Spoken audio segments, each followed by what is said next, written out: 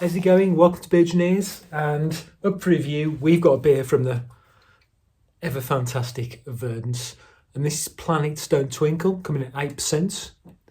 And this is a single hopper with Galaxy. So I'm both excited and trepidatious because Galaxy for me is, you know, New England IPA styles that I like.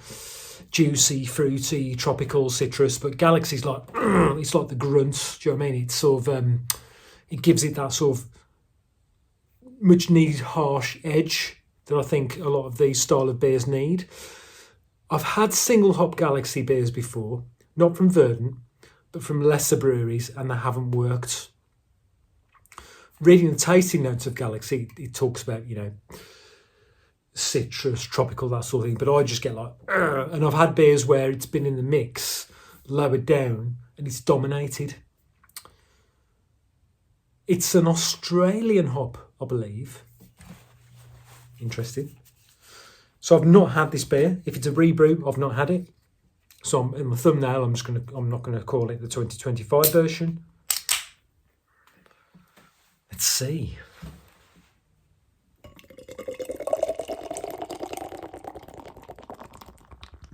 Oh, it's lively. I didn't do the grain, so while that's settling and hopefully staying in the glass, we've got barley, wheat, and oats. A lovely opaque golden colour with 3 fingers of fluffy, slightly dissipating white head. Probably not going to get any nose through that, but let's see while it's settling. I'm getting earthiness, which is interesting. Earthy, herbal, deep, bruised vegetation.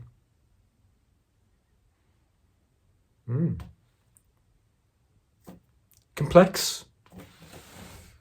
Let's get a bit of the bottom funk in there. Otherwise I'll get told off for not doing that. Keep your comments coming, keep me on my toes. Tell me what I need to do. 2 years in, actually, this channel is now. We started it in June 2023, and we're not doing like an annual. We did 1,000 beer review sort of thing. So actually, we should have done that last night, but because I was round with Emmett, the other Beer-Gineer. But apologies for the audio on that as well. Emmett had got his microphones against my better judgment because they never fucking work, and you can't hardly hear anything. Would have been better off without his microphones and with that green spot going around. Anyway, enough of. Let's park that. That head's gone down now. Let's go for it, chin chin. Oh yeah.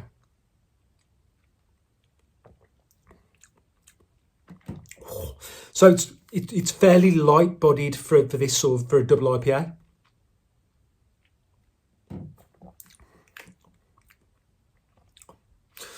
Tropical earthiness. It's not that aggressive.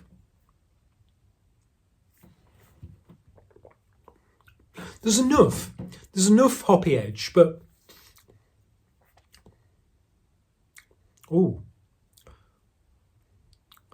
berries going on. At the end, you've got like an aromatic sort of complex sort of berry note.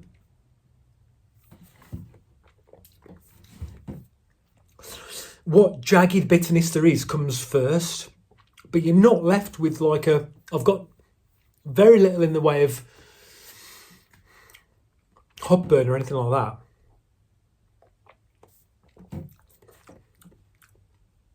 Maybe I could do with a bit more. Interesting. It's nice. It's complex. It's by far away not the best double IPA I've had from Verdant, I've got to say. By their standards. I'm going to give that 7.5 out of 10, which is probably the lowest review I've ever given to a Verdant beer that I've reviewed. Yeah, 7.5. Yeah, I think Galaxy is a great hop. I do like it.